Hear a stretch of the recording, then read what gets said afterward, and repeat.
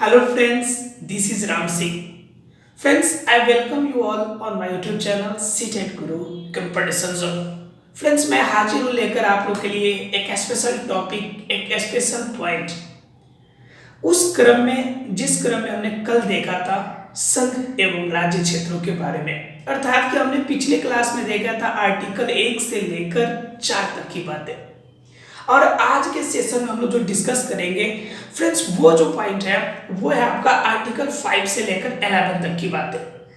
मतलब कि अभी हम क्रम से देखेंगे कि पूरी जितनी भी अनुच्छेद आपके एग्जाम्स के लिए है इंपॉर्टेंट, उन सभी पॉइंट को डिटेल से हम लोग देखने वाले हैं। क्योंकि आईएएस पीसीएस के एग्जाम के लिए आपका संविधान जानना सबसे ज्यादा जरूरी है। इसलिए फ्रेंड्स, जो जो इम्पोर्टेंट आपके तथ्य, इम्पोर्टेंट पॉइंट जो आपके एग्जाम में हमेशा आते हैं, उन पॉइंट को जरूर देखेंगे। जैसे इसके बाद मूल अधिकार के बारे में जानेंगे, अर्थात कौन कौन से मौलिक अधिकार हैं, आपके नीति निर्देशक तत्व कौन कौन से हैं, किस अधिकारों के विरोध हम अपना क्या कहते हैं अधिकार जता सकते हैं, कोई प्रॉब्लम हो तो हम केस दायर कर सकते हैं सुप्रीम कोर्ट, हाई कोर्ट, किनके पास कौन सा अधिकार है, इन सभी पॉइंट को हम डिटेल में जानेंगे। इसलिए प्लीज आप हमारे सेशन में कंटिन्यू बने रहें। फ्रेंड्स, हम आपको एक एक पॉइंट का डिटेल में एनालिसिस करके आपके सामने लेकर आएंगे। फ्रेंड्स, ये मॉर्निंग सेशन है मेरा और प्रतिदिन सुबह 9 बजे ये सेशन लाइव फॉर्म में आता है। आप सभी से अनुरोध है कि आप सभी भी उसमें जुड़ा करें। अगर जो भी स्टूडेंट जुड़े हैं तो कृपया सेशन को लाइक जरूर करें। अगर चैनल को अब तक आपने सब्सक्राइब नहीं किया हो तो प्लीज चैनल को सब्सक्राइब कीजिए, क्योंकि मैं आपको आईएएस और पीसीएस जितने स्टूडेंट तैयारी कर रहे हैं, जो स्पेशली हिंदी मीडियम से तैयारी करने वाले हैं, उन स्टूडेंट के लिए कंप्लीटली जो डोज है, कंप्लीटली जो भी मटेरियल है, सभी मटेरियल आपको अवेलेबल कराने की मैं पूरी कोशिश करूंगा।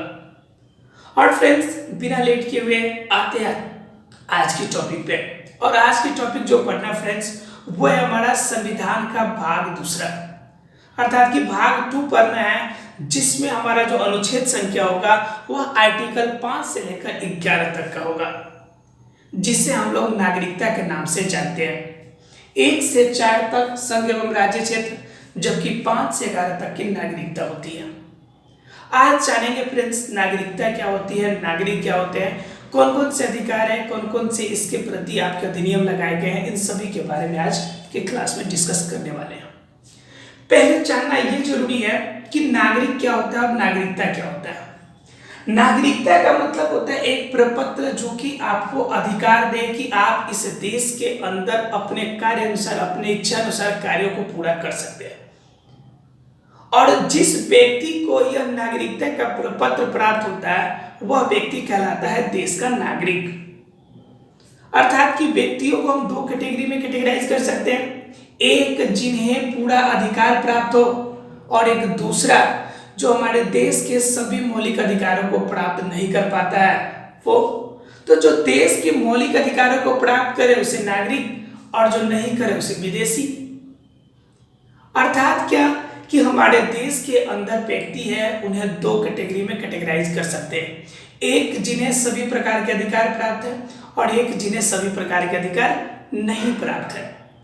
तो जिसे प्राप्त होगा नागरिक और जिसे प्राप्त नहीं होगा उसे विदेशी का दर्जा दिया जाएगा। विदेशी के अंदर भी जब कैटेगराइज करेंगे तो 2 तरह की कैटेगरी आएंगे। एक ये होगा कि हमारे देश के जो विदेश से आपका देश के जो परिषद है, उनके अकॉर्डिंग जो रूल रेगुलेशन बनाया गया है, जो अधिकार दिए गए हैं, अगर उन सभी बातों को फुलफिल करता है तब वह देश का जो अधिकार है, कुछ अधिकारों को उन्हें दिया जाएगा।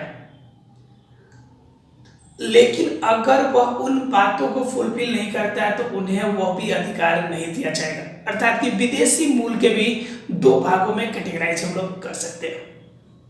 तो फ्रेंड्स, स्पेशली आज जो डिस्कस करने वाले हम लोग जो नागरिक है उनके लिए। अब बात ये आती है कि आखिर नागरिकों को अधिकार मिलता कौन सा है, कौन कौन से अधिकार नागरिकों को प्राप्त होते हैं। तो इनके लिए हम लोग जानेंगे फ्रेंड्स, जब 14 से 18 के बीच में जानेंगे तो उसमें हम आपको मौलिक अधिकार के बारे में बताएंगे।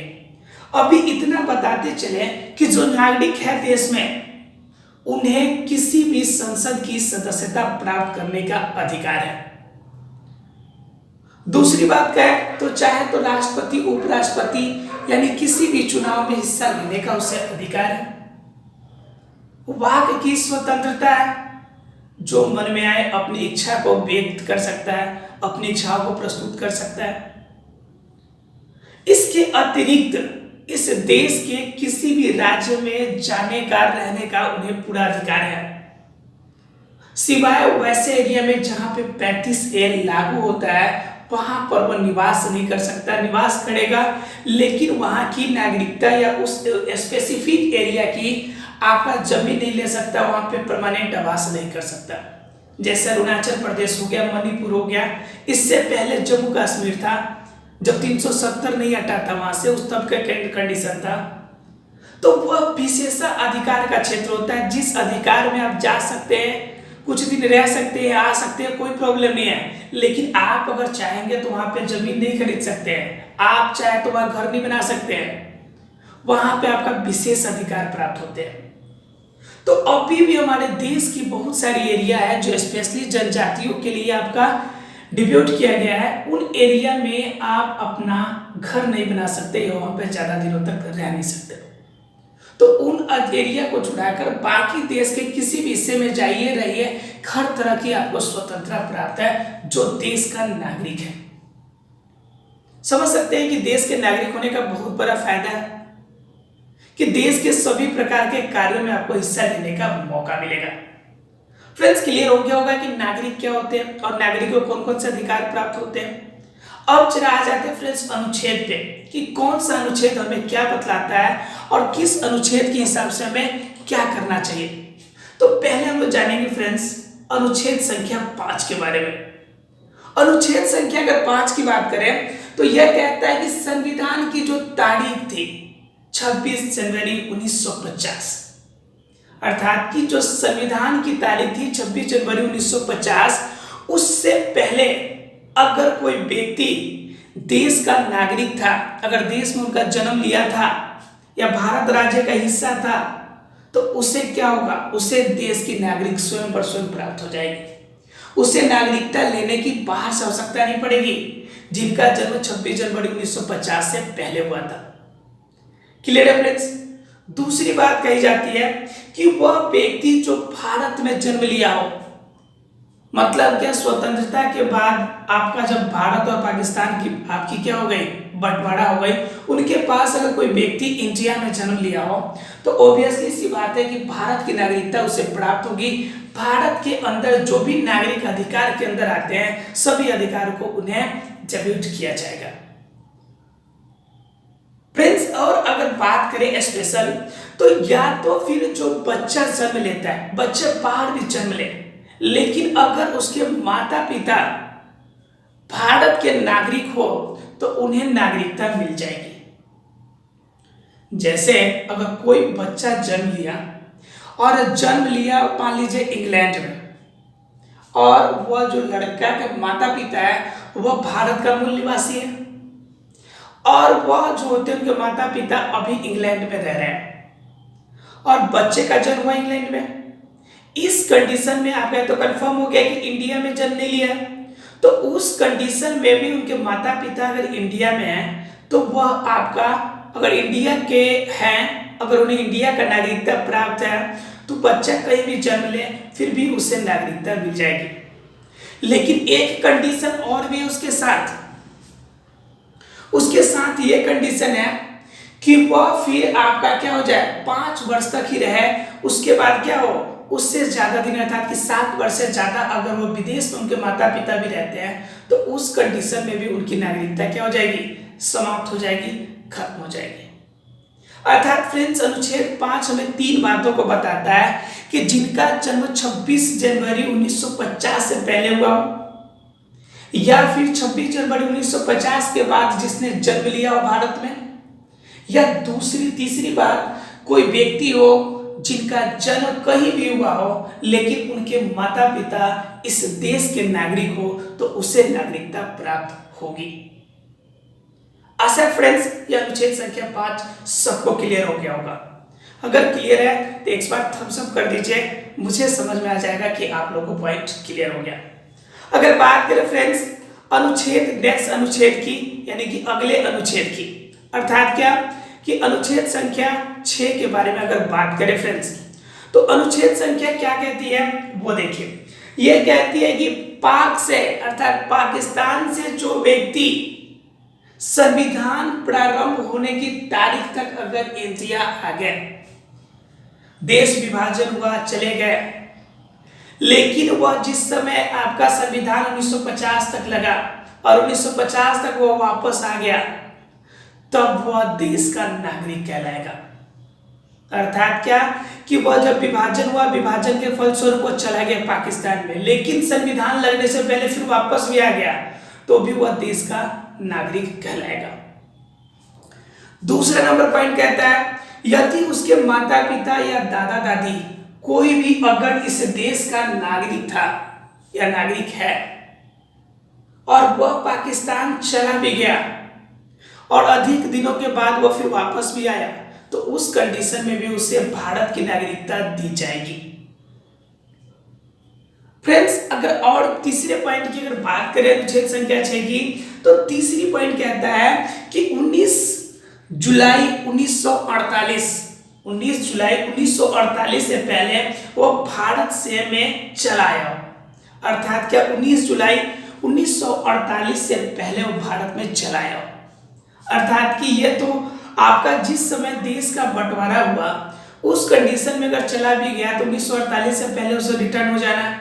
अगर देश की नागरिकता चाहिए तो, स्पेशली भारत की नागरिकता चाहिए तो, अर्थात पाकिस्तान से भारत के आवागमन के लिए जो स्पेशल अनुच्छेद की चर्चा होती है वह अनुच्छेद संख्या 6 होती है। एग्जाम में सीधा सीधा क्वेश्चन होता है कि बताओ कि पाकिस्तान से आने जाने से लेकर जो नागरिकता का अधिनियम है वह आपका किस अनुच्छेद में वर्णन करता है।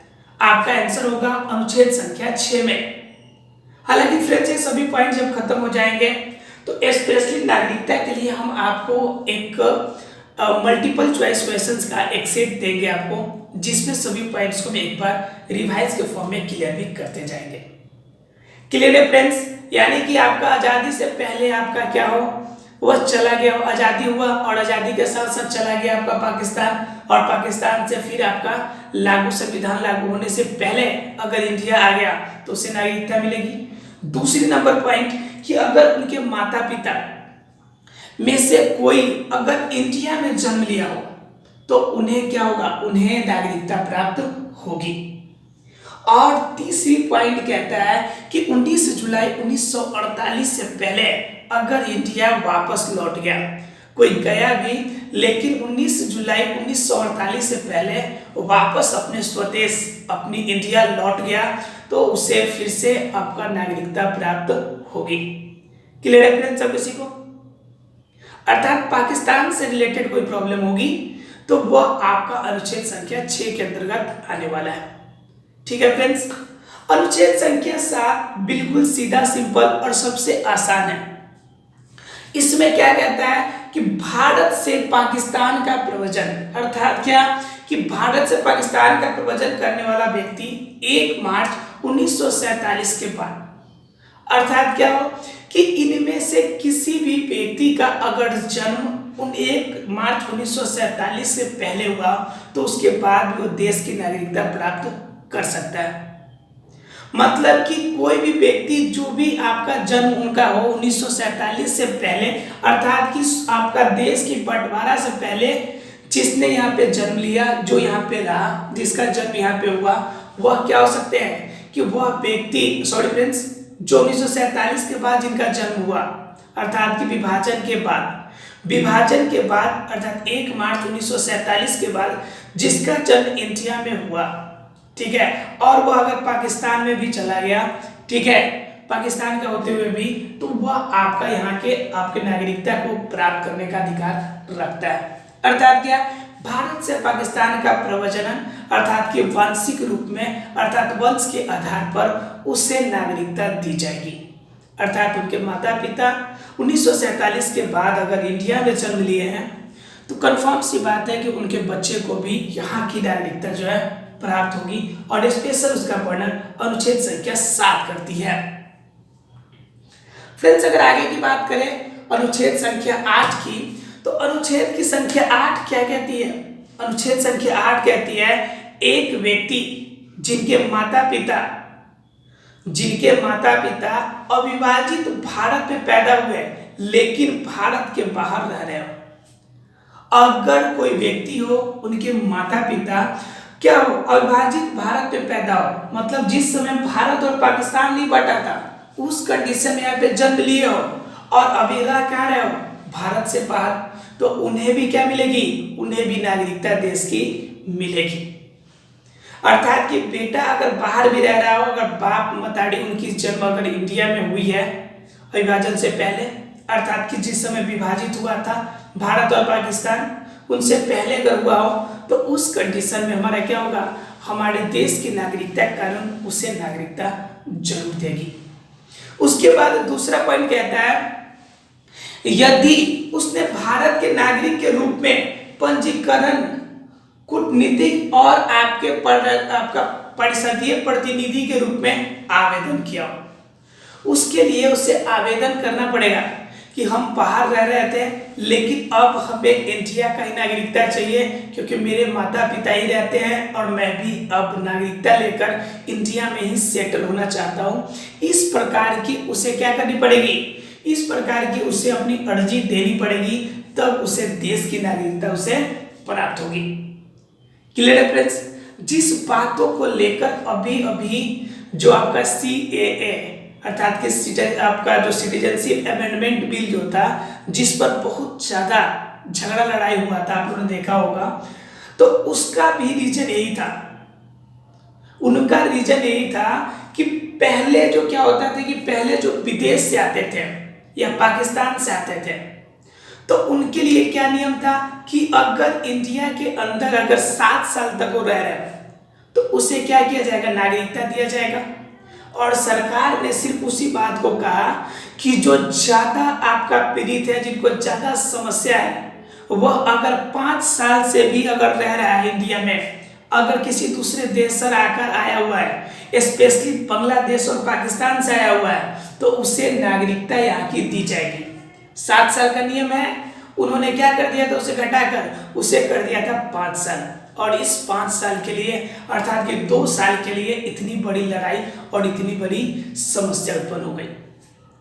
और दूसरी जो लड़ाई की पॉइंट थी एनआरसी फ्रेंड्स, अर्थात कि वो चाहती थी, इंडियन गवर्नमेंट ये चाहता था, सेंट्रल गवर्नमेंट चाहता था कि ये प्रस्तुत करे, ये बताए कि आप इंडिया के आपके माता पिता या कोई पूर्वज आपके इंडिया में जन्म लिए हैं या आप जन्म लिए हैं कि नहीं। तो इस प्रकार के प्रमाण अगर आपसे लेना चाहता है तो गलत क्या है? अगर देश के नागरिक है तो कोई प्रूफ होगा कि आपने जन्म लिया, चाहे आपके पिताजी यहाँ पे जन्म लिए। अगर आपके पास कोई प्रूफ नहीं है कि आपने जन्म लिया या आपके माता पिता या किसी फैमिली ने यहाँ पे जन्म लिया, इसका कोई प्रूफ आपके पास नहीं है, तो उस समय तो आप सबके दायरे में तो आते हैं फ्रेंड्स। इसी बात को लेकर एनआरसी और आपका दूसरा पॉइंट CAA, इसी को लेकर आपका इतना ज्यादा लड़ाई था। हालांकि ये पॉइंट समझने वाली थी, हर किसी के लिए, हर भारतीय के लिए जानने वाली चीज थी और इसमें किसी भी तरह की समस्या की कोई संभावना हमें व्यक्तिगत रूप से नहीं लगती है। बाकी मैं राजनीति नहीं कर रहा हूँ, लेकिन व्यक्तिगत रूप से मुझे इसमें पॉइंट में कोई गलत नहीं लगता है। तो फ्रेंड्स आते हैं अनुच्छेद पे। तो संविधान की अनुच्छेद संख्या 8, तो अनुच्छेद संख्या 8 में क्या बताता है कि एक व्यक्ति जिनके माता पिता अविभाजित भारत में पैदा हुए हो लेकिन भारत के बाहर रह रहे हो तो उसे भी नागरिकता मिलेगी।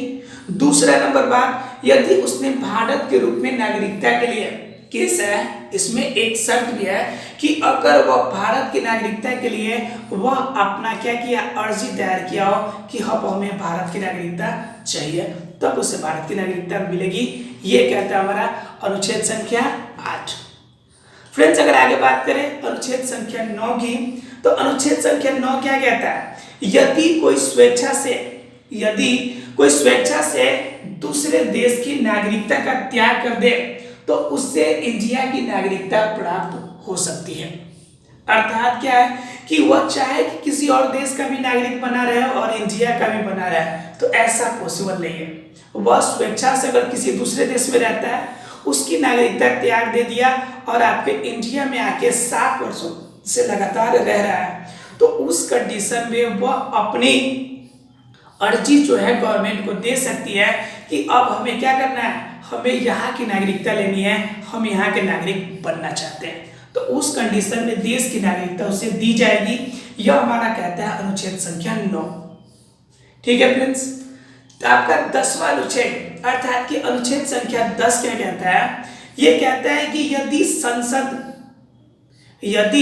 संसद इसके पक्ष में संतुष्टि दे, अर्थात क्या वो कह रहा है कि अगर किसी में कहीं पे बोला है कि हम इंग्लैंड में रहते थे और वहां पर क्या कर दिया हमने, जो क्या कहते हैं नागरिकता था उसे हमने त्याग दिया, अब हम चाहते हैं कि इंडिया का नागरिक बन जाए, हम यहाँ पे 7 वर्ष से रह भी रहे, तो इस बात की पुष्टि कौन करेगा, संसद करेगा कि वास्तव में उसने नागरिकता से वहां त्याग दिया था कि नहीं, इंडिया में 7 वर्षों से रह रहा है कि नहीं, वह इंडिया में नागरिक बनने लायक है कि नहीं, वह किसी विदेशी के साथ संपर्क में तो नहीं है जिनके वजह से आने वाले समय में देश को हानि हो।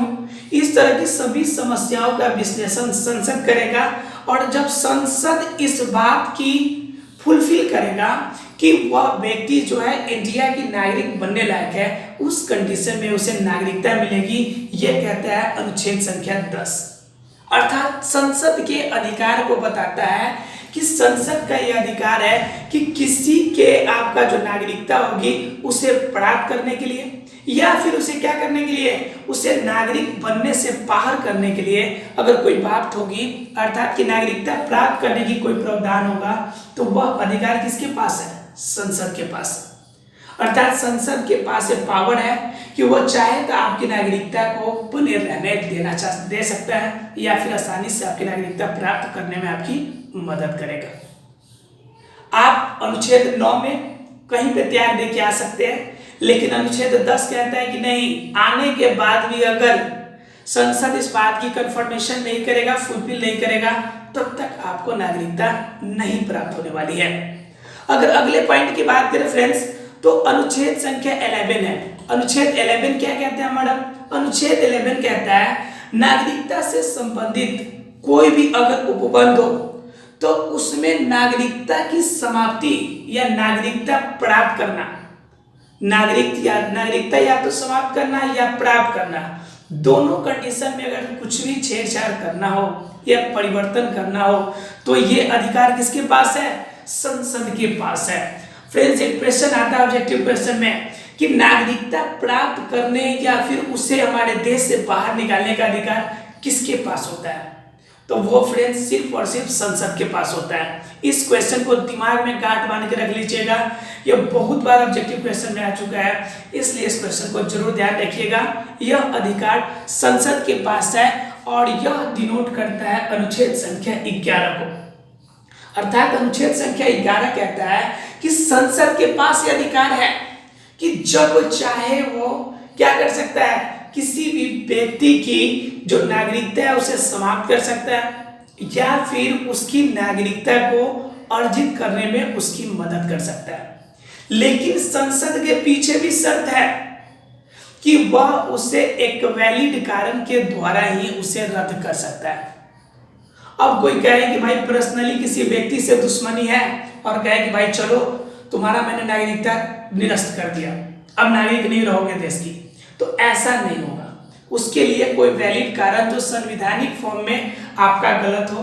संवैधानिक फॉर्म में गलत का मतलब क्या, या तो वह संविधान का अवहेलना करना किया हो या फिर इंडिया से किसी देश का युद्ध चल रहा हो और उस युद्ध के समय वह इंडिया की हेल्प ना करके किसी दूसरे कंट्री की हेल्प कर रहा हो। इस तरह से कुछ प्रावधान है जिन्हें आपका डिनोट कराना पड़ेगा संसद को, इस बात को दिखाना पड़ेगा कि यह गलत कार्य में शामिल था, तब जाकर उनकी जो नागरिकता है वो समाप्त होगी। लेकिन इन पॉइंट को दिखाकर इनकी नागरिकता आपका हटाने का अधिकार सिर्फ और सिर्फ किसके पास है, संसद के पास है। अर्थात समझ सकते हैं कि संसद आपको नागरिकता दे भी सकती है या फिर नागरिकता आपका ले भी सकती है, और इसका वर्णन अनुच्छेद संख्या 11 में वर्णन किया गया है। क्लियर फ्रेंड्स किसी को? अगर क्लियर है तो देखेंगे हम लोग अनुच्छेद संख्या 11 ही था, यानी कि 5 से 11 क्लियर हो गया फ्रेंड्स।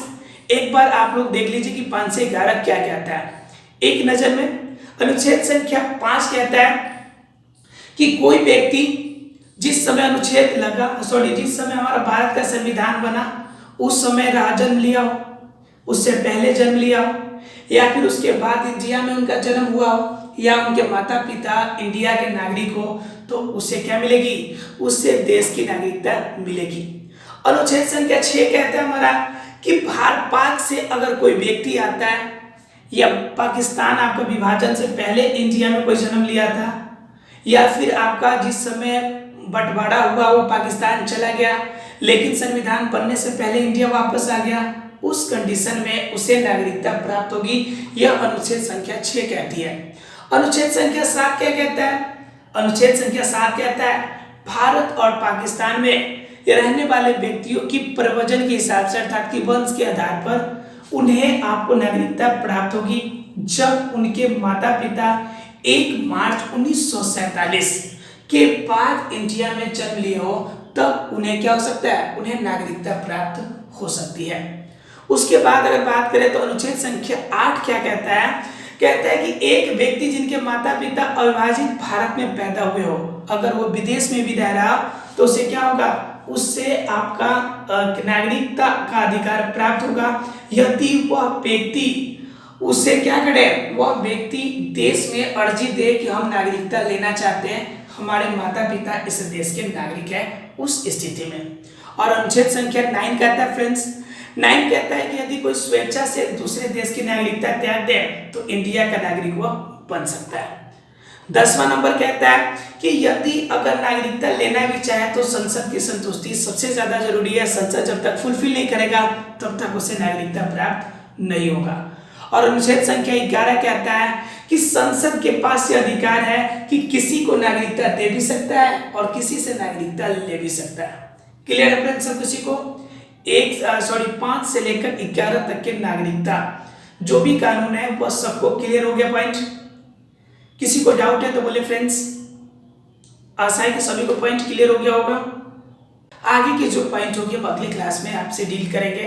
आप पूरे सेशन में हमारे साथ बने रहे, इसके लिए thank you very much friends.